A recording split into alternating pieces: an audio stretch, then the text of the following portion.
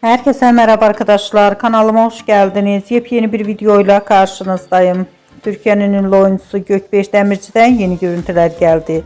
Ben de bu muhteşem görüntüleri sizler için YouTube kanalımda video halinde sunuyorum. Gökbeş Demirci'nin reklam çekiminden olan muhteşem görüntülerini görmek istiyorsanız kanalımı izlemeyi ve bildirimleri açık tutmayı unutmayın. Hoşça kalın.